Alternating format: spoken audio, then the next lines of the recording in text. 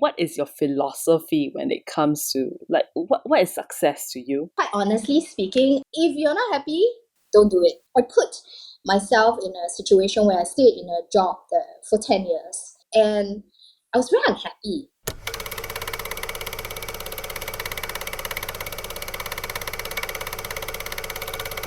Like this show? Then rate it 5 stars and subscribe to us on YouTube, Spotify, or wherever you get your podcasts.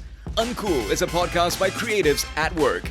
It is produced, written, and hosted by Sean Lee Win Chong and co-hosted by Yenling Lo, co-produced by Raven Lim, and edited by Ray Ng. Uncool. It's cool to be uncool. Our guest actually has done both of that. She left the TV industry, went on to do other things not exactly related to TV, and has come back to TV over the past few years, right? And at a time when, honestly, it's a time when no one really watches television anymore. That's why I say she is xiao. Okay, I kept saying everybody zao, you come back, you crazy. So I'm just going to let her introduce herself. So I'm Eurasian but of German descent. So like my ancestors, like I'm 5th generation German, so 250 years, right? But because there's been so in many interracial marriages within my family, my mom's Chinese, so it's like kind of obvious that I look like her, right? So yeah. Yeah, So, I didn't guess at all. I'm Singaporean, I'm Eurasian, I'm like, yeah. So I started off with commercial producing and then I left and then for like 12 years. So it's only recently in 2020 that I decided to come back to this industry. I mean, it's like a complete zodiac cycle, right? Doing the Yeah, stars, complete and when the stars align, you I will know, come right? back. Universe. Well, my partner at that time, and he thought like it would be awesome to work together, and he's not from the industry. And I was like, okay lah, like, okay, never do that, okay, people. Never. Never give up your own self for someone else, okay, never. But then, like, love is love then, right? So we do foolish things lah, but no regret. So I left, and after working with him for a couple of years, I realized, okay, absence does make the heart grow fonder. Don't do it, So I decided to, go back to actually what I majored in, which is marketing and public relations. So I left working with him and I begged for a job in the luxury resorts industry. And there's a reason why I begged for it, because it's a chain of resorts in Bali, and like Bali's like my favorite island. Yeah, and then I get to go. Also, you had to work there. You had to like relocate over there. It was more like 60-40, so I was allowed to work from here, and 40% of my time would be spent in Bali lah. And I worked with some of my very favorite people, like till now they're my favorite people lah. The owners, the general manager, we got along really, really well. I mean, it was really a dream. You have your own villa, someone to drive me around, even though the office is like 5 minutes walk away. So you actually had a dream job. So leaving at that time was actually, I guess in some ways you felt like you had to leave because you needed a break from whatever working arrangement you had. But then you went on to such a great opportunity. I did. I went on to a great opportunity. I worked with, some of my most favorite people, love them to bits and pieces. I mean, they're starting another resort now in Lombok, so I'm really looking forward to spending some time there with them as well on a leisure. So yeah. Alright, so you're not working in the resort side anymore? I don't know, they haven't called me yet, so who knows, these are people I can't say no to, right? So, but no. I mean, they went on to, eventually, the owner sold his resort and they're now starting another resort. But then I've actually stayed on. I'm still in some way part of the resort as well in Bali.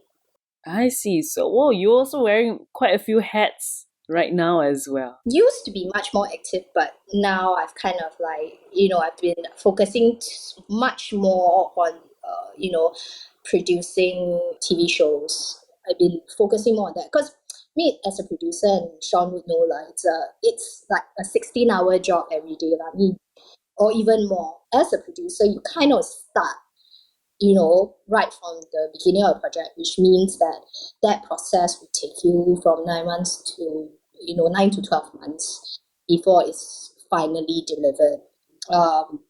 You really, it's so hard as a producer to have the bandwidth to do other things, really. Yeah. So what brought you back? Like, tell us about this project that, after 12 years in the Zodiac away, you decided to come back.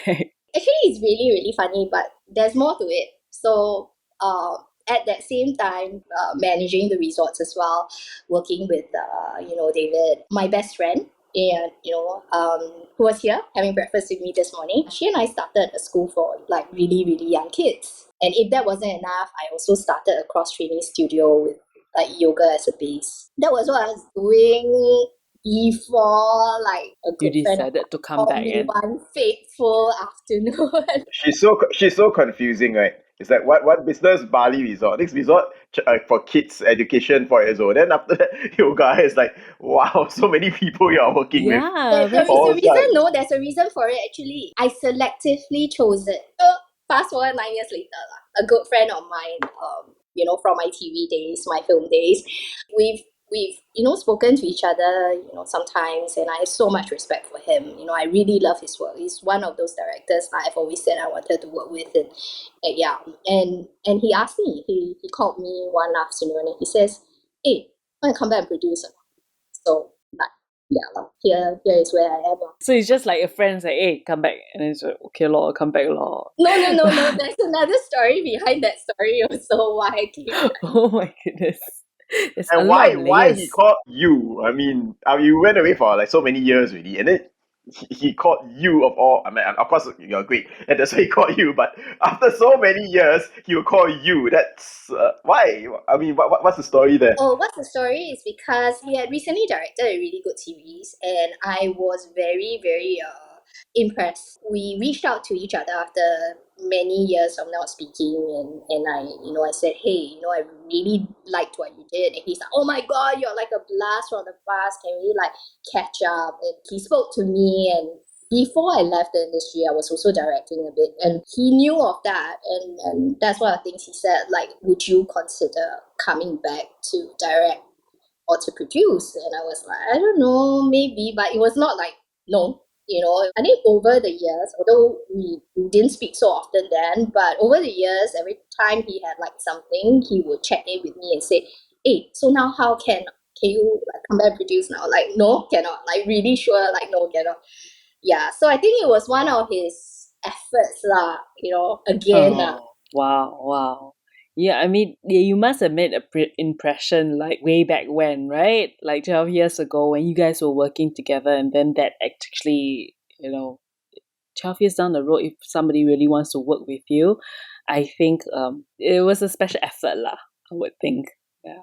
By you more so than him, that he wants to work with you after so many years. But how was it like for you then? So long you've not been doing it. And I mean, even producers now and directors who've been doing it day to day has said it has changed a lot.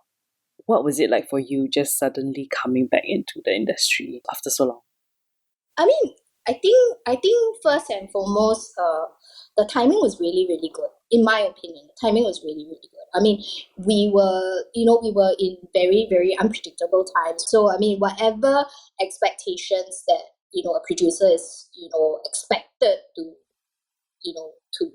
to do, right, kind of like got thrown right out of the window.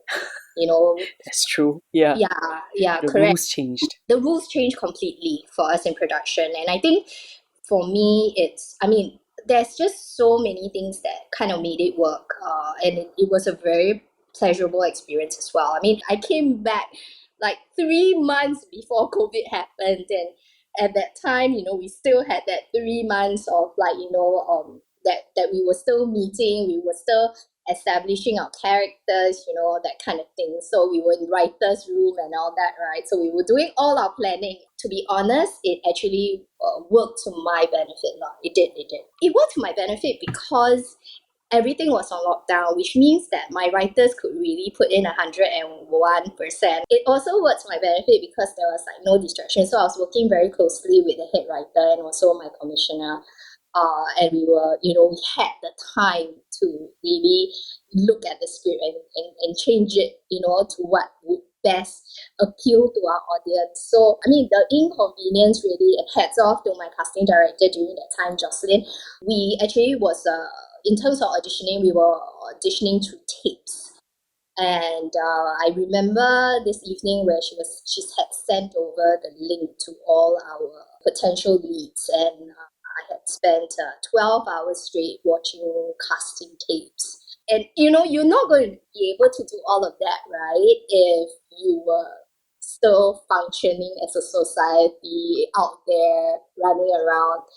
That's true, yeah. There are actually certain parts of production that it's very intense behind the computer. You just need to sit down and focus about it, but people forget about it. Or like when you're on set and stuff, right? So when I had to hire my crew, right, I had to call them and like talk to them and, decide on who to work with, right? Nobody could tell me I'm busy, I'm working, I'm on set. It's like no choice. Like Emma called, like, okay, no choice. I have to talk to her because I got no excuse to say I'm busy, right? I worked with some really good people while, during my pre-pro day, when I was doing the pre-production. I mean, of course, I had my director friend who was directing the series as well. And that made me very, very comfortable because he said, like, don't worry, just come back. Like, if anything, I'll help you out. Like, anything, whatever it is, like, just tell me and I'll try to help you out. Like, yeah, that was kind of assuring. And then I worked with a really good writer, my head writer, June, and we were working together going on. And also my production support from the office itself. My production manager at the time, in terms of office production manager, I had a different one during my series, but Lemon, and she was fantastic. She kind of guided me all the way, and she was giving me all the templates and she was explaining everything to me, and she was extremely patient, which made it a lot easier. And she was kind of like filling in, the little pockets of like, okay, what do I do here? And she was like telling me. Also, I must say, so before I left the industry, of course, I have this director friend that I've stayed extremely close to.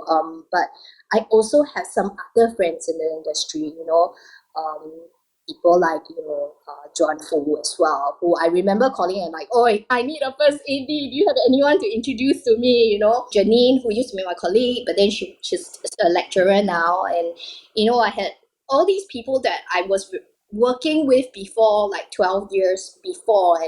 And I was calling them and I was speaking to them, and they were actually also helping me a fair bit as well. Desmond as well, who does more commercial work, but he was also giving me a lot of context and a lot of recommendations. So it wasn't like, I was like, okay, come back to nothing. I came back to, the friends I had before. That's nice. That's such a nice, warm experience. Yeah. It was just so heartwarming. It's like, oh my goodness, it's like I haven't really seen you, but it's just like, it's really nice when you can just like pick up the phone, right, or text her like, hey, hi, I know we haven't spoken in 12 years, but I kind of need a first AD, and you're like, hey, Emma, no problem. And then like, wow, like the whole list of contacts come right out, right? And you go like, oh my gosh, And of course, this series you're talking about is a teenage textbook, which you can now streaming on MeWatch. And just also to date Emma a bit, I'm so sorry to do this, Emma, but it's like a 360 for you because years ago you were also part of the teenage textbook feature film. So that was like an adaptation. This is like a reboot, right? The one that we did was a reboot. Yes, correct. Okay. It sounds like a coincidence, but why do you keep coming back to teenage textbook? Does the book like resonate with you or something? And why? And what are you doing for the previous one and for this one? Yeah, I think the universe kind of knew I really wanted to meet the author lah. I really want to meet Adrian lah, and I didn't get to meet him before.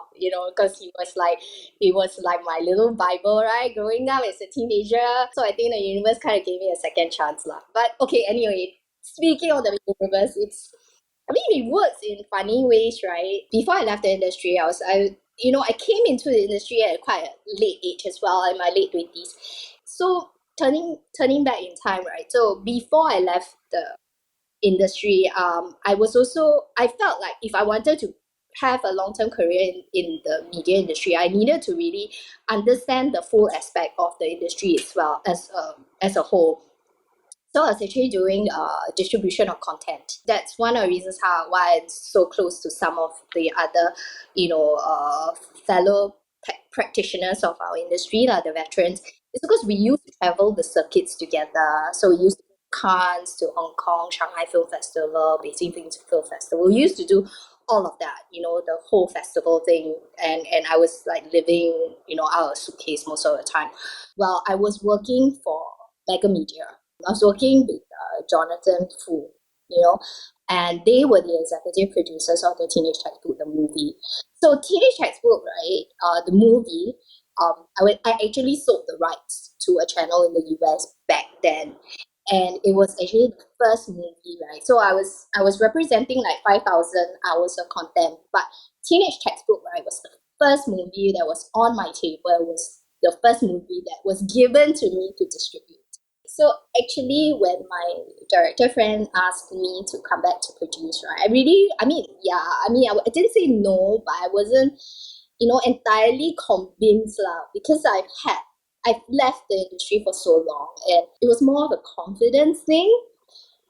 But when he said it was for the Teenage Textbook, right, I was like, I found it really hard to like give him something assertive, like, no, not coming back, right? So I was like, wow, I was so drawn to it, and I was like, okay, I need to be certain that this is the right thing to do. So I called up my ex-boss, Jonathan, and I said, hey, they want to do a series. And then Jonathan said, do it. Yeah, I was like, okay, do I have your like support? Then he's like, yeah, do it completely. I give you my full support, right? He says you want original music tracks, whatever you want from behind the scenes, whatever it takes, you let me know. Like, I'll give you the support for it, right? Yeah. So honestly, if it was any other series, I'm not sure I would be here, but yeah, it had to be the Teenage Textbook. It really had to be a Teenage Textbook to want me to return to this industry. Wow, okay. Wow. So it's really the stars aligning. I mean,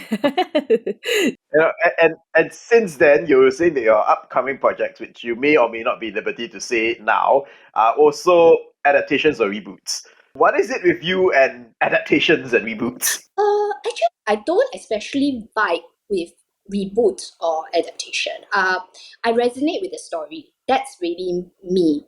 Actually, in my next series, which I'm adapting, right, has already been made for TV, and it was produced by me. But because we received very, very high ratings for it, they have requested for it to be adapted to actually reach a wider audience. I do have a group of people that I constantly sit with, and we discuss original story ideas.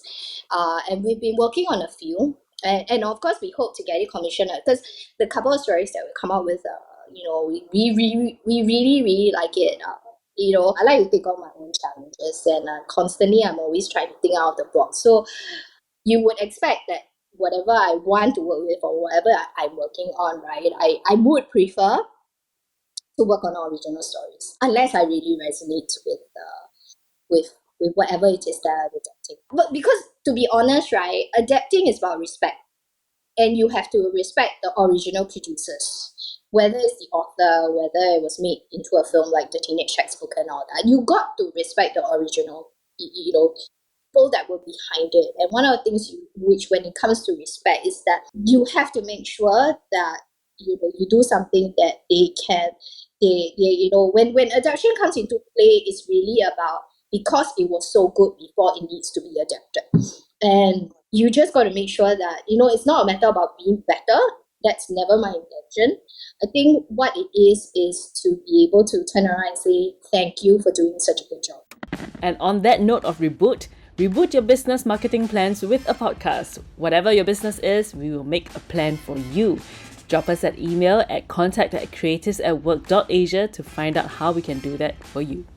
You mentioned a few other things like you're doing, like your yoga studio and your kids' school. Are you still doing those? No. Well, of course, you only have 24 hours a day, and how many things can... I don't know. But exactly, what have you actually taken away from running those operations into, and into producing? I mean, okay, remember when I said that everything was very selectively chosen? I begged for the job in Bali because actually the honest truth is I just wanted to go to Bali, my favorite island, and then what better way, someone pay my airfare and It's more the location than the job, basically. yeah. No, but then the job came as like the people that I work with came as an extra bonus and early Christmas present for years, right? Yeah. So I really had a good run with the resorts The school is because I love kids. I really, really love kids. That's one of the reasons why we started the school. And I mean, what better person to work with is with your best friend, and it's a lot of people say you must be crazy, never work with your best friend. I agree with that. It happened to me also. Yeah, sure. Yeah.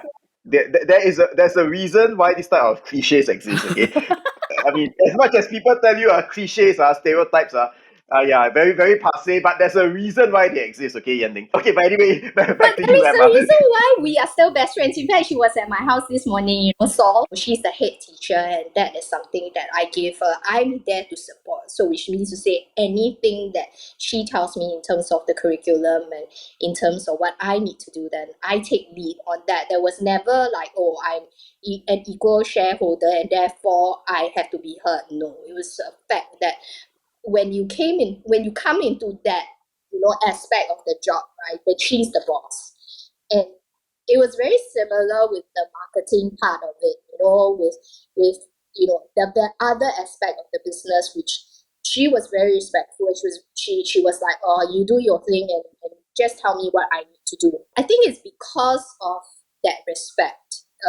That's why we're still best friends till now.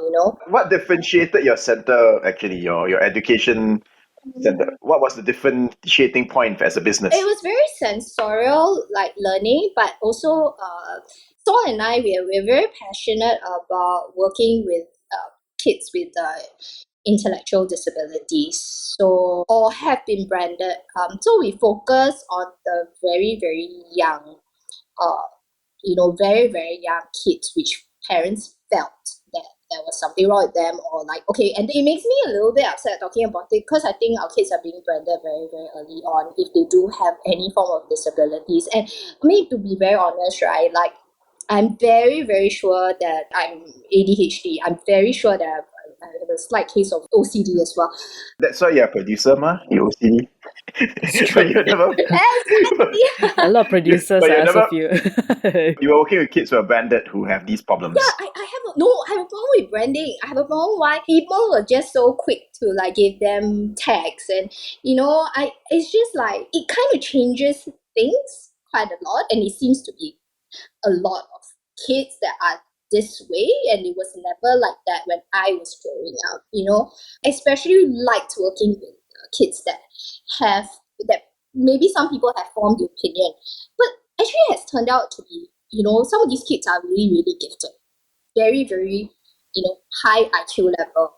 They may have certain issues with a certain aspect of their learning, but then in other aspects they are really amazing. They're so smart, so extremely intelligent.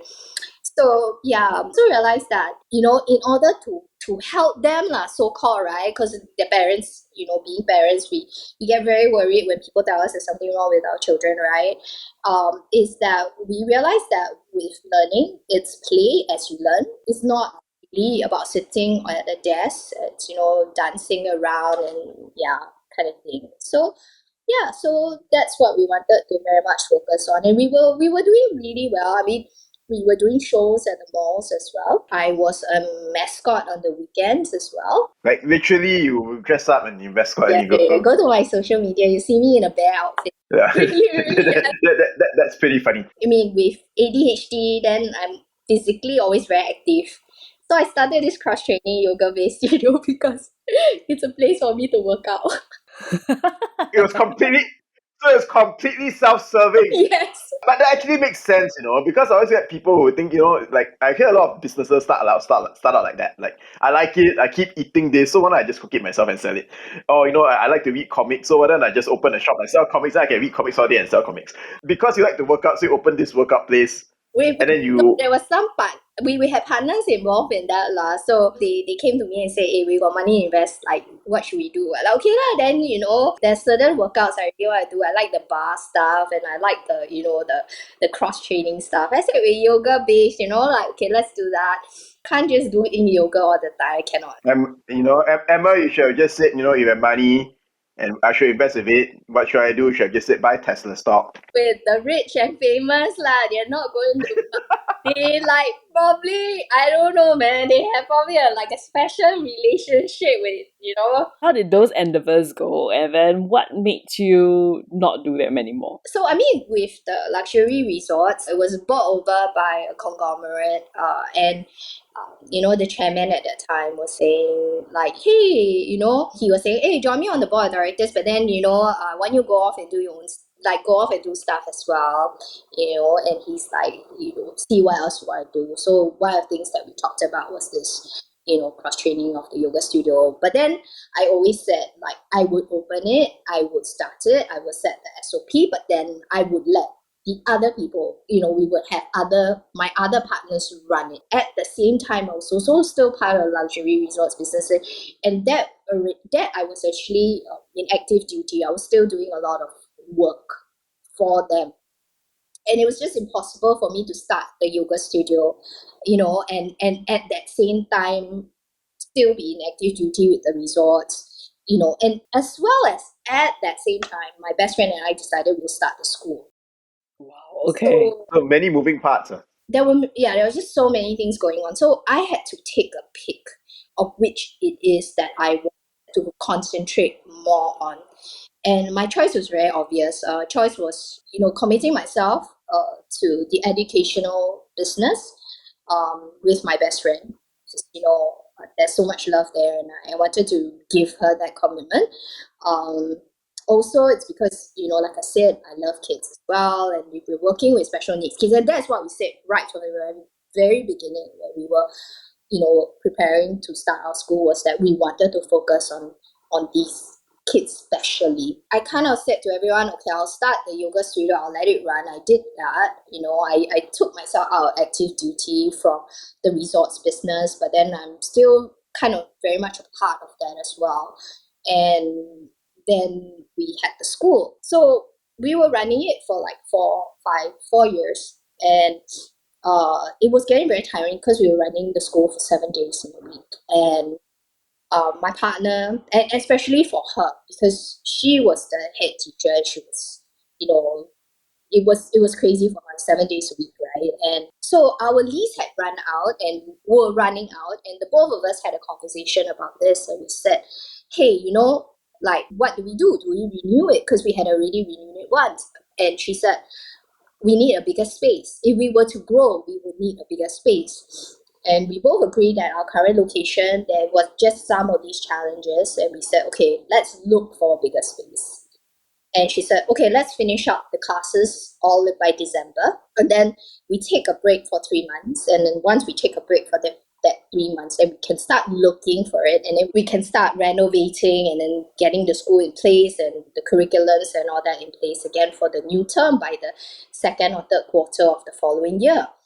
So that was the plan. We finished the classes. We did not renew our lease. And then at that same time, my director friend came back and said, hey, you want to produce this?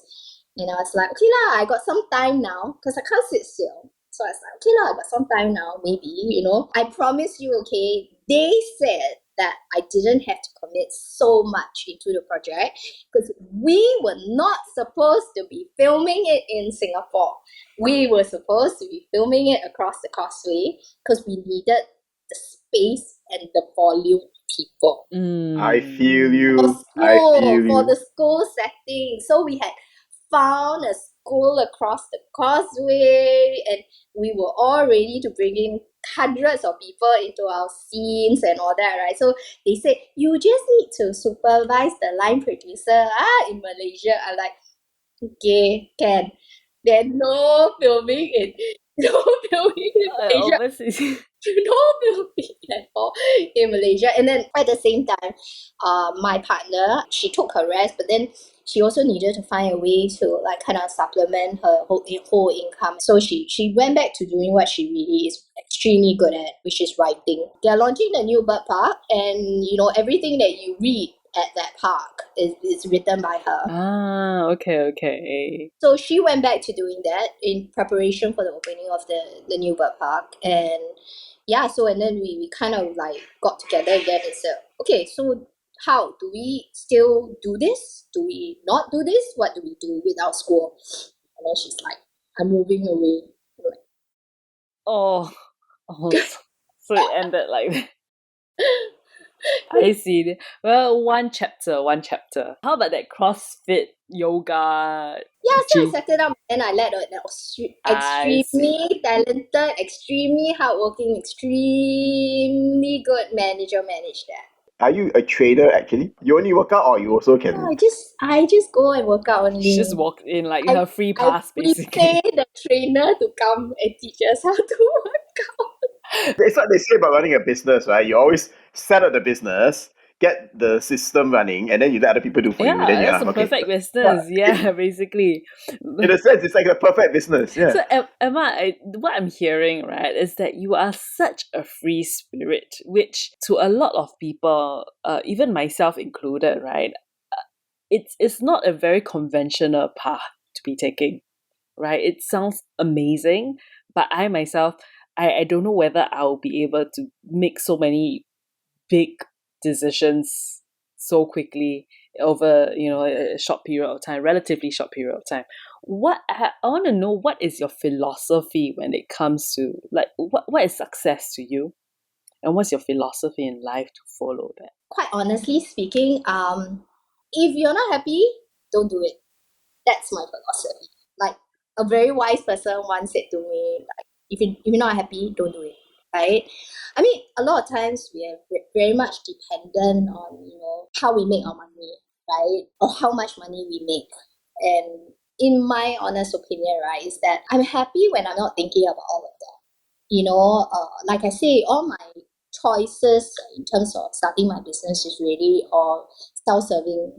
You know, it's really the love of the kids, and it's really because I myself work out. You know, I like the fact that I have a whole community that I work out with as well. Like, and then you know, with your resorts business, right? So you like that's my happy place. You know, everyone who knows me knows that that's my happy place. So to be able to work in your happy place makes me a happy person, right? It's like waking up is not chore.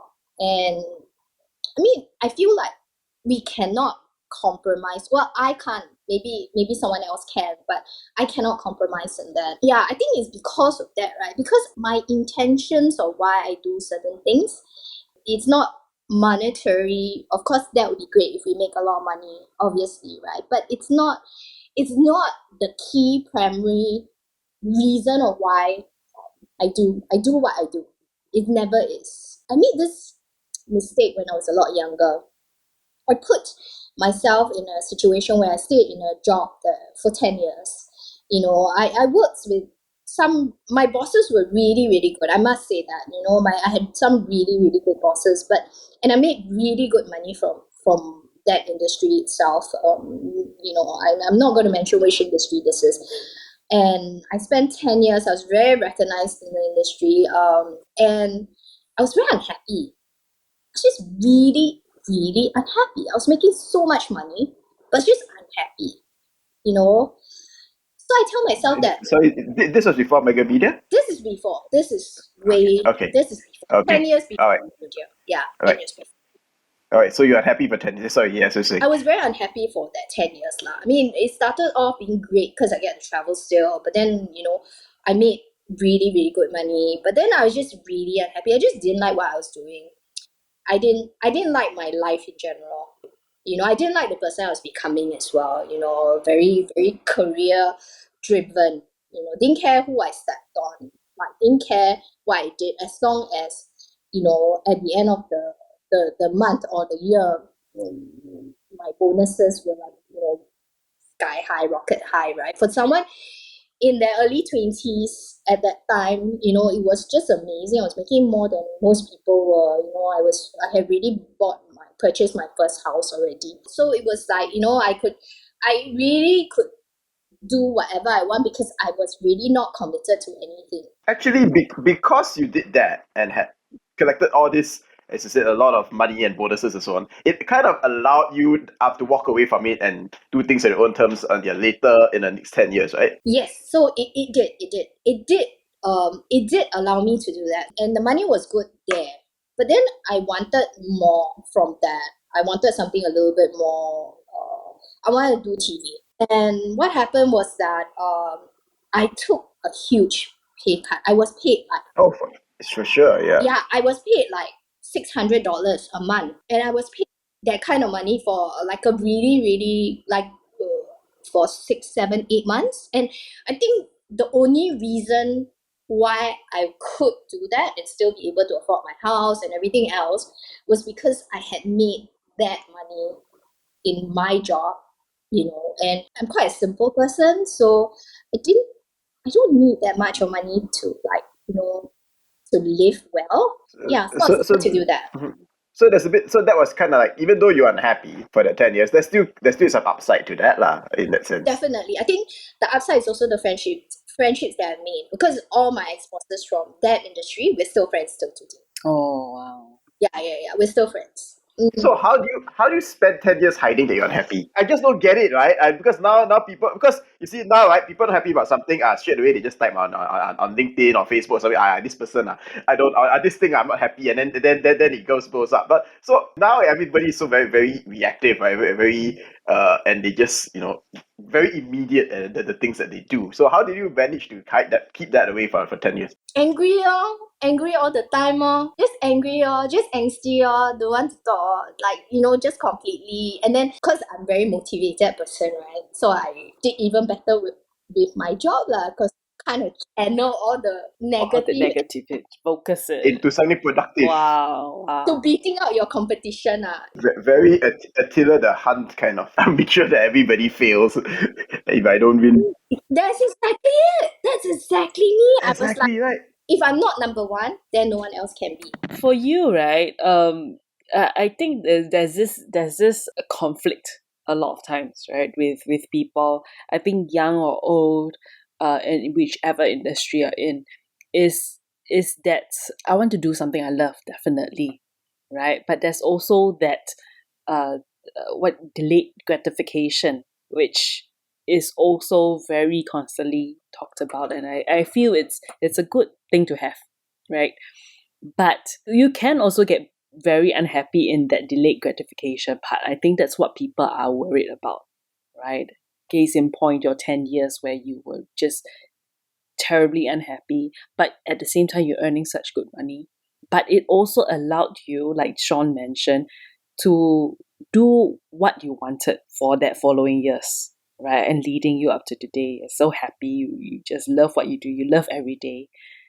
What do you think about that? If people want to be as happy as you, and they're young right now, they're starting out where you were, what would you say? I remember I had this assistant. She kind of asked me the same thing.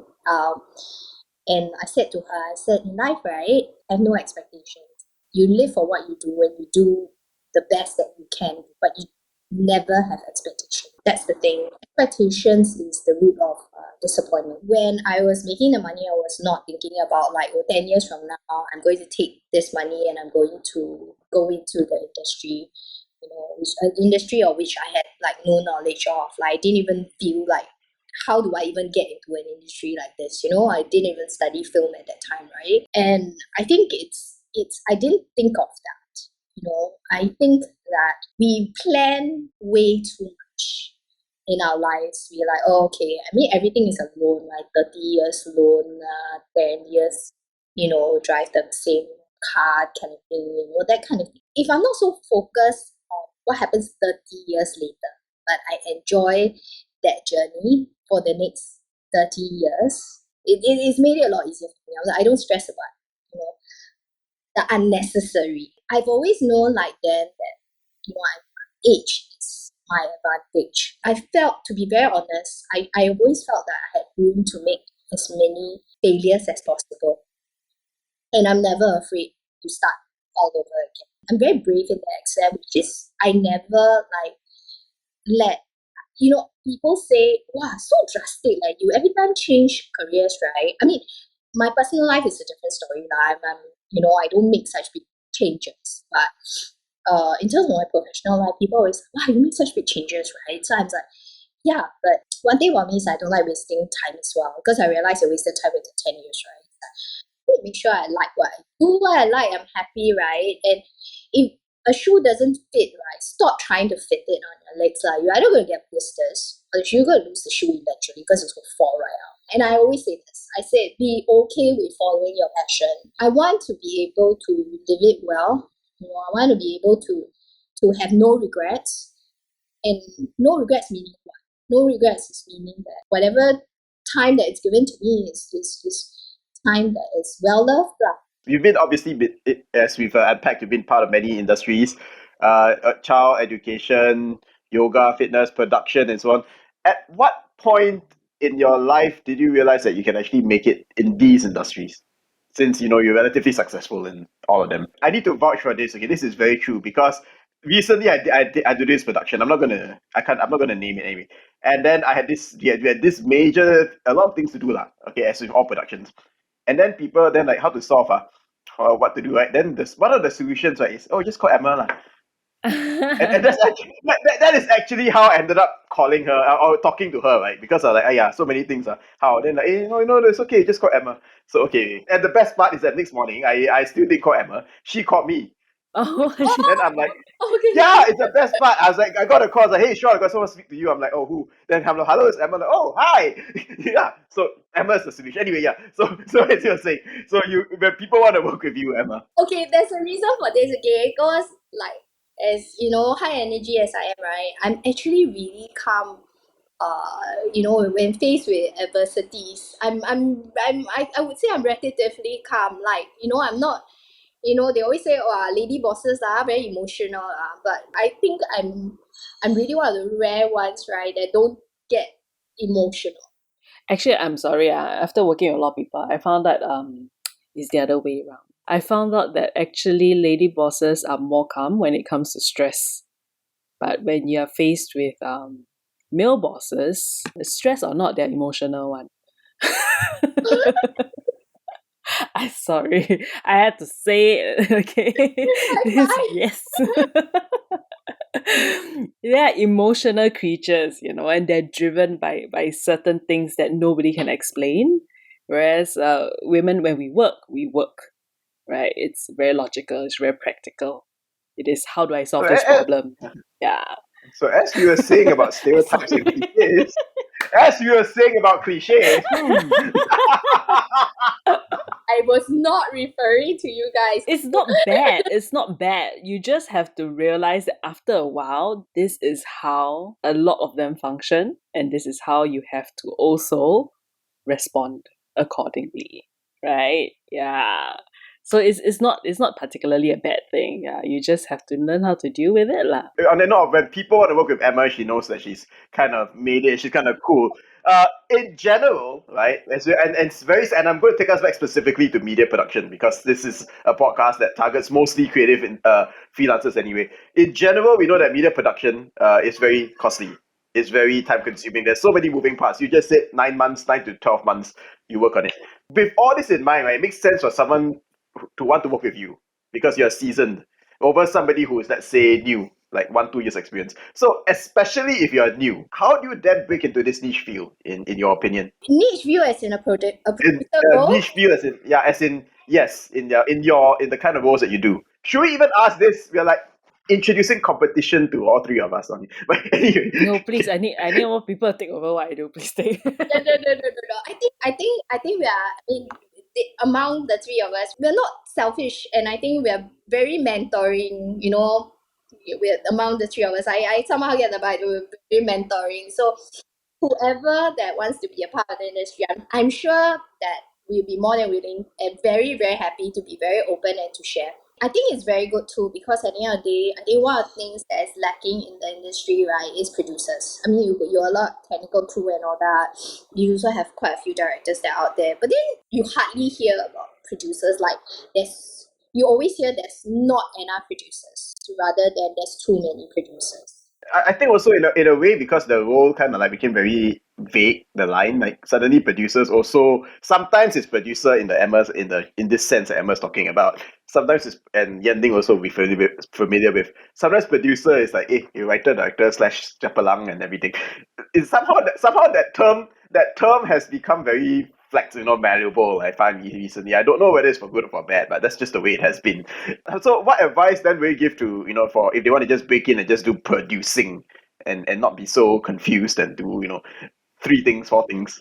I think as the role of a producer, I mean, number one thing is you gotta love your Excel sheets lah. You gotta love your numbers. Because sometimes you're dealing with millions, right? And it's not yours. And That's it's even not smarter. yours. Yeah. And I think you have to be older, one, to be able to handle such a role.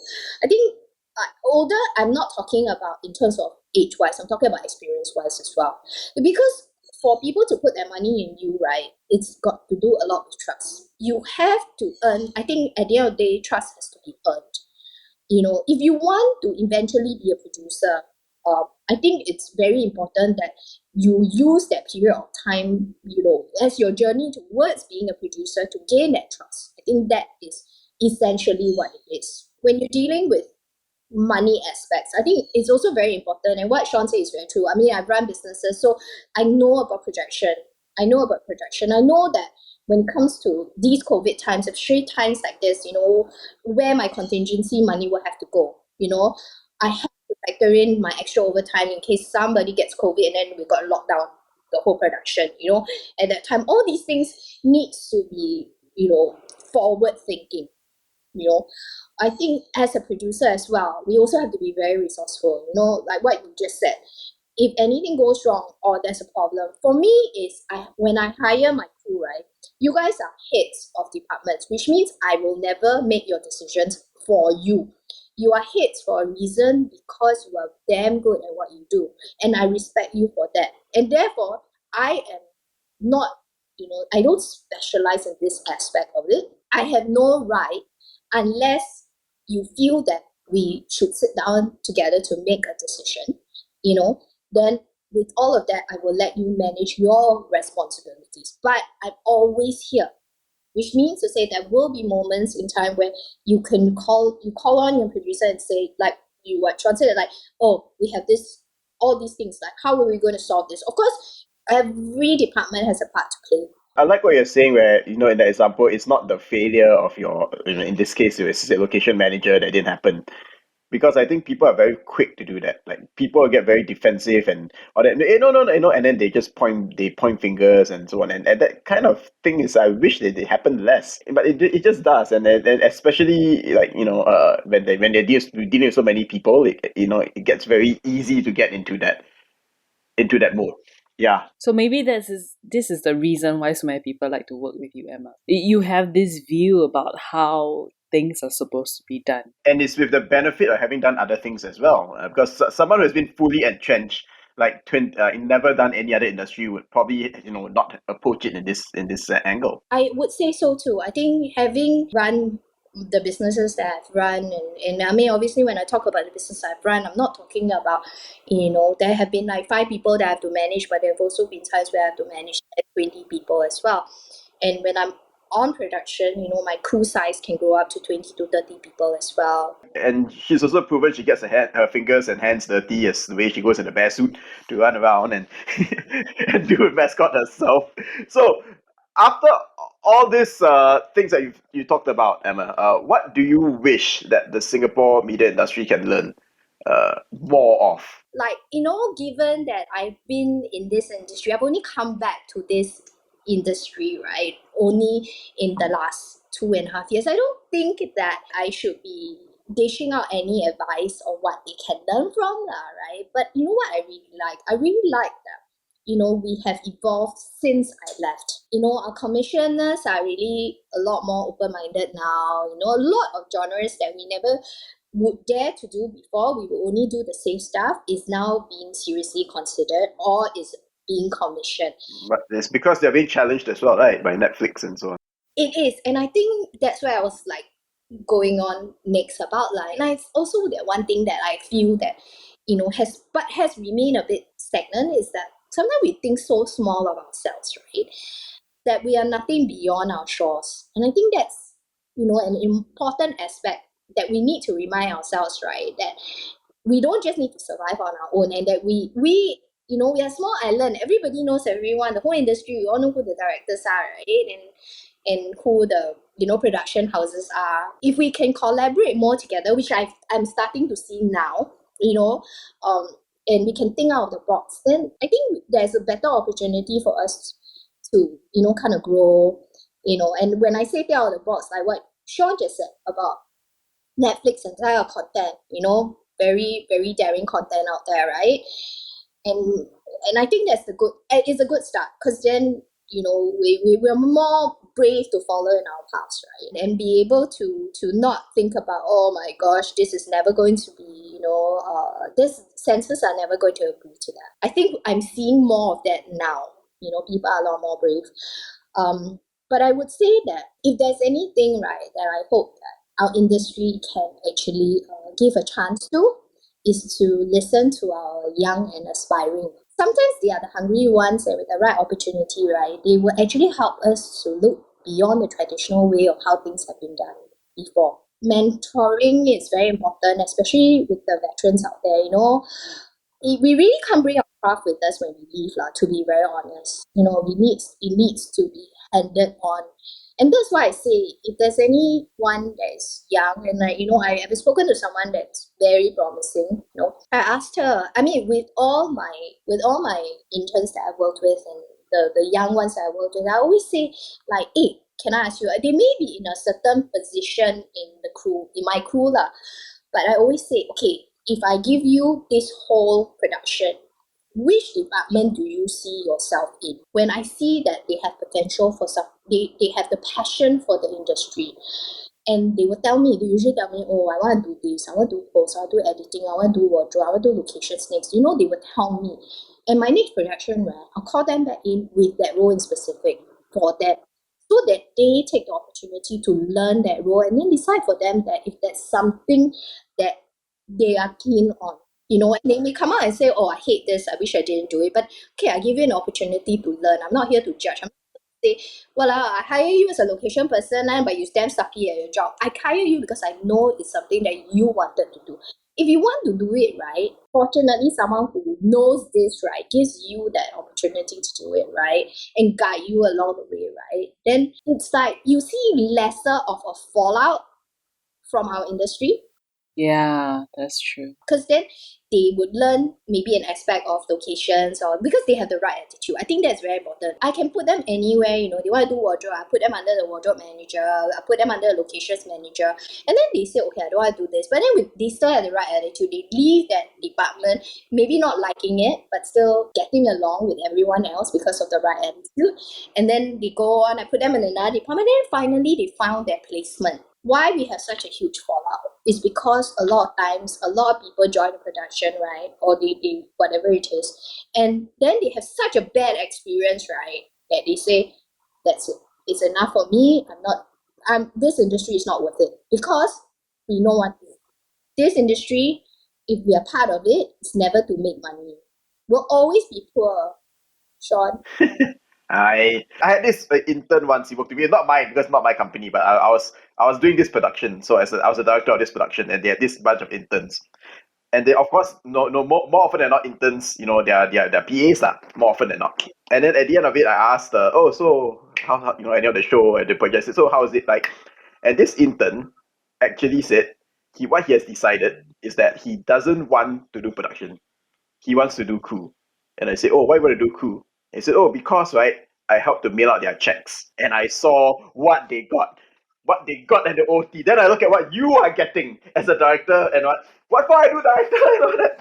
And in all fairness, he is cool today. So I would say, yeah, okay, it's not to make money, but actually also it is a consideration. It is a consideration. And I'll say good for you, man. Go be the crew. I completely agree with you. If I had known this like 12 years ago, I probably would be a crew as well.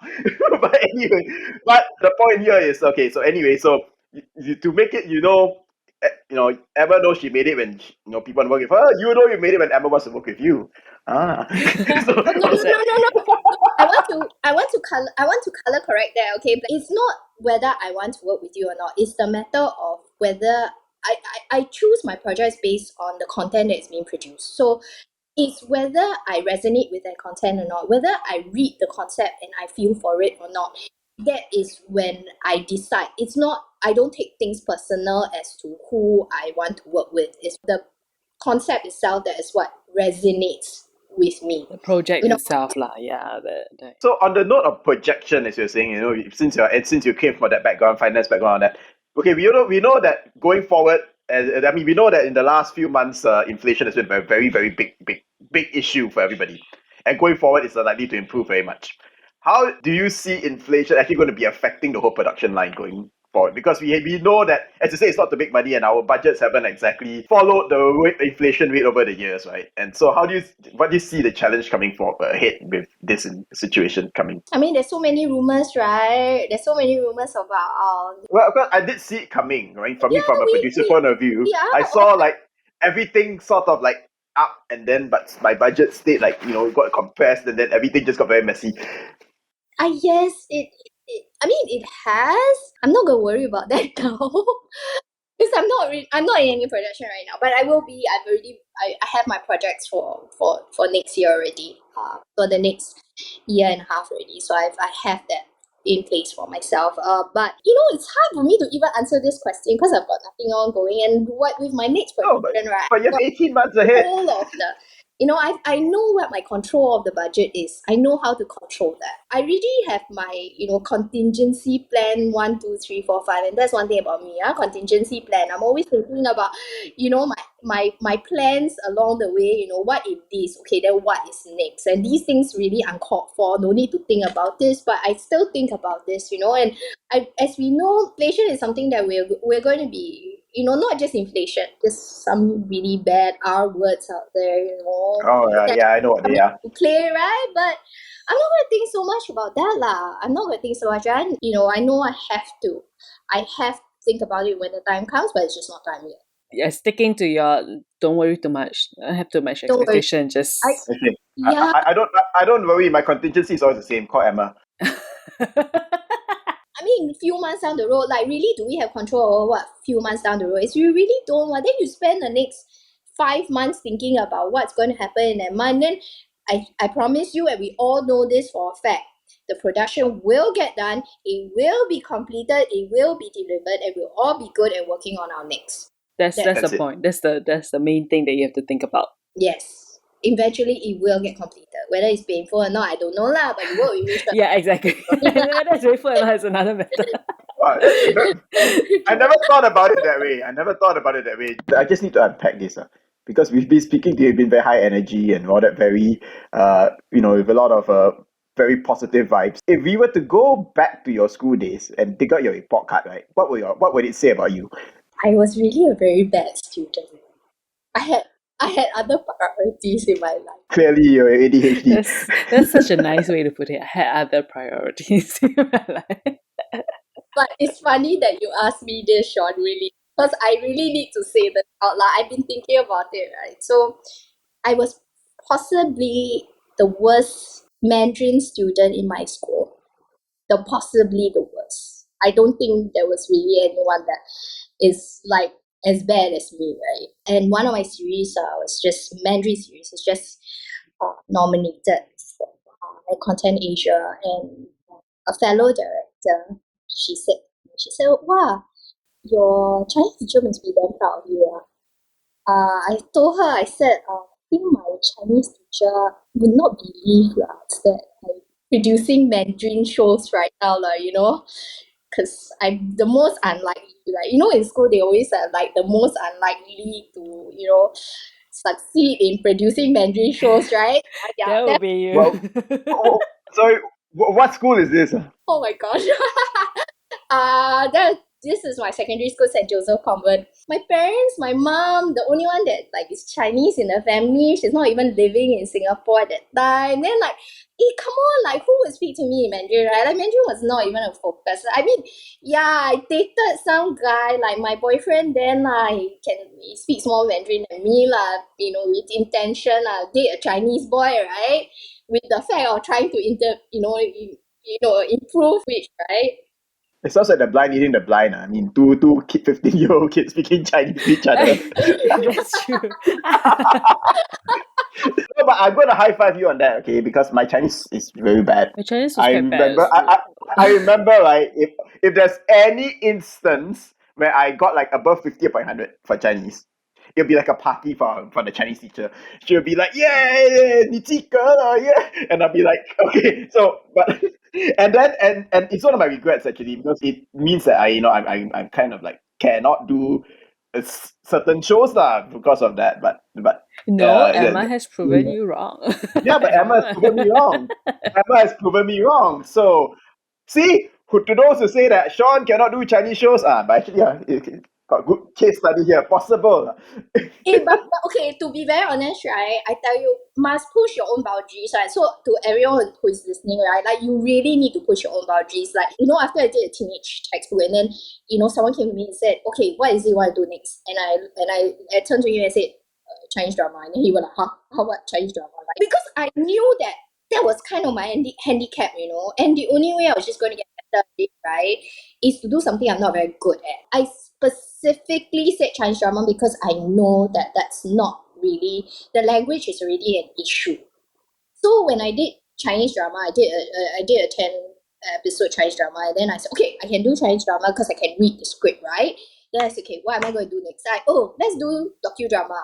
Okay, so I did docudrama. Then never done docudrama before, did docudrama, and then mixed it in with Mandarin as well. I keep challenging myself this way, you know, to do something that I've never done before. And that's when, you know, we come back to the fact that, you know, you really got to start. It's not just proving, I'm only out here to prove to myself, no one else. You know, I'm here to tell myself that it can be done. Okay, that actually my Chinese teacher actually consider, you know, going down to like Go down to St. Joseph's Convent if he's still there.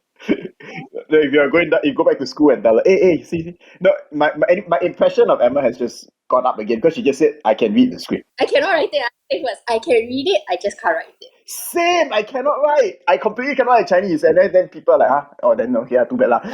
But see, because she can read the Chinese script now, my impression, and at this age, my impression of her has just gone up. She's going to favorites on my phone book right now. Like favorite, and number one. No, number two below my wife like. Wow. Actually, it's very funny also. Like, you know, when you do MC for your friends, at least for the wedding lah, ask me to do Chinese. I'm like, are you kidding me? You went to school with me. Do you know my Chinese level? But the funny thing also is that if you Google Lo Yanling, right, you will find that there's this Chinese interview of her. Yes, on this is Facebook. a Chinese interview of me, yeah. And I had to study for the interview. It's so funny. I really studied for the interview. I had to call my friends, like how you call Emma. I had to like, what's this in Chinese? Like, can you please tell me how to say this properly? You know, it was like 2 weeks of me stressing about it. But I once was casted because I very rarely act, but I once was casted in a Chinese drama. Okay, and I had 2 pages of scene. Okay, obviously I can't be the lead in the Chinese drama. Obviously, I had 2 pages of scene in Chinese, and you know what happened? I gave the phone to my wife. I said, "Can you read all the lines for me?" Like listening to what you're saying and trying to like figure it out. Okay, well, okay, yeah, I figured it out. So, but yeah, there are many ways to do it, Yan Ning. So your way is not like very unusual.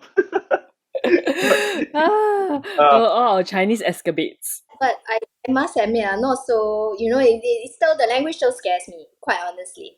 It still scares me. You know, I still feel a lot more comfortable reading it, you know, reading my scripts in the privacy of my own bedroom. Understand.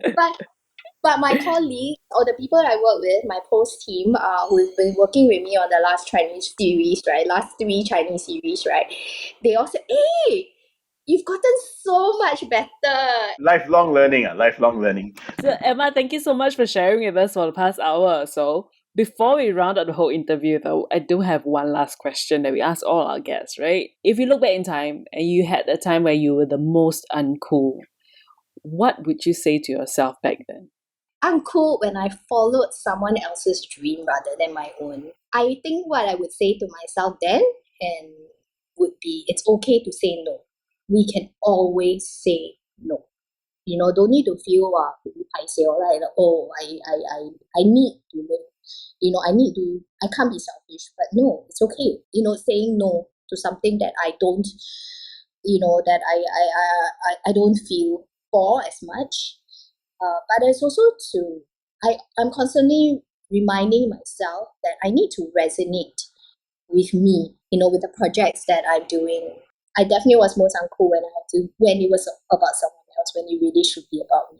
That's a deep one. I think that's the one that a lot of people do not think about. Even no matter how old they are, right? It's not about age. When you ask me this, right? There's this. It's happened twice, and where I met with 2 very, very talented individuals in the industry. And I sat down with them and I spoke to them, and I found out that both of them, they studied something completely different, very professional degrees, engineers, doctors, lawyers, very professional, no doubt. Parents spend a lot of money, on them, right?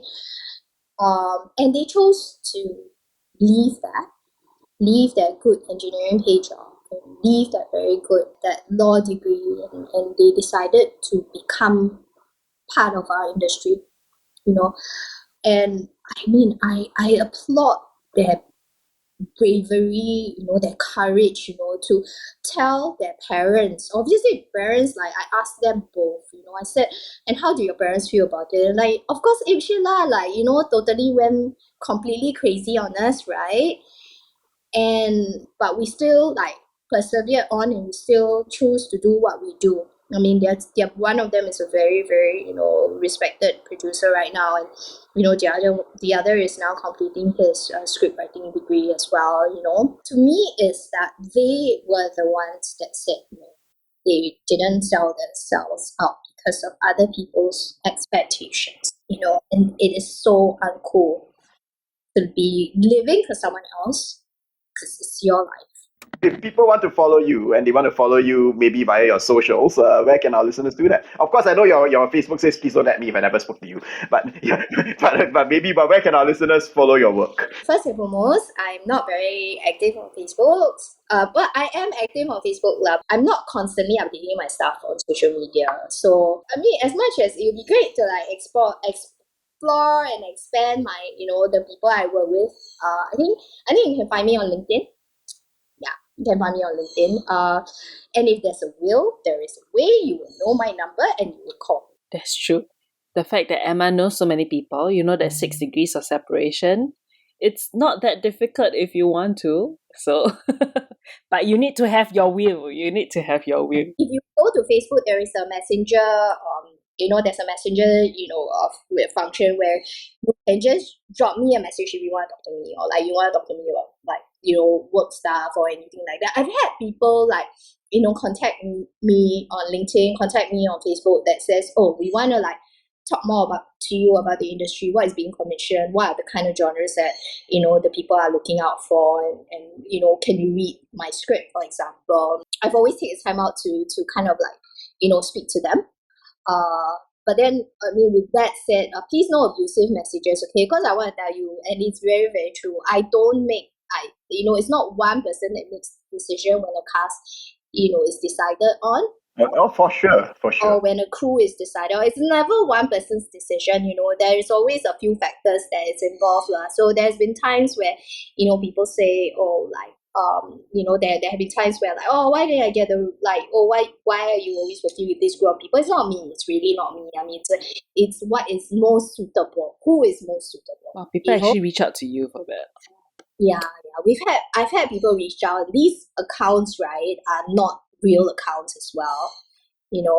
Ayo. They're not real accounts. It's really sad. They think that like cowards. Yeah, that I'm the producer is the one blocking their road to fame, right? But it's really not me. I don't make the decisions. And to be very honest, I like to work with look at Teenage. My cast was all relatively unknown. We choose to go with the leads that were not like familiar faces, not very familiar faces. Yeah. Drop me something on Messenger. Are you also on Insta? I am on Insta. Please add me on Insta because now I post more on Insta. What's your handle? I think it's just Emma Neubronner. It would be easy to find today's guest, Emma Neubronner. You just search her on Facebook, on Instagram, you find it. And of course, thank you to our listeners as well. Drop us a 5-star rating, leave us a review. You know what? Just support us, right? Because it's just cool to be uncool. Like this show? Then rate it 5 stars and subscribe to us on YouTube, Spotify, or wherever you get your podcasts. Uncool is a podcast by Creatives at Work. It is produced, written, and hosted by Sean Lee Win Chong and co-hosted by Yen Ling Lo, co-produced by Raven Lim, and edited by Ray Ng. Uncool. It's cool to be uncool.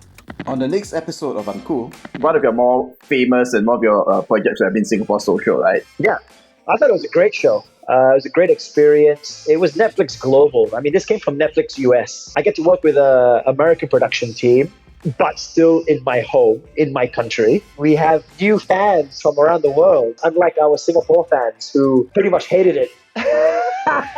Uncool. New episodes every Saturday.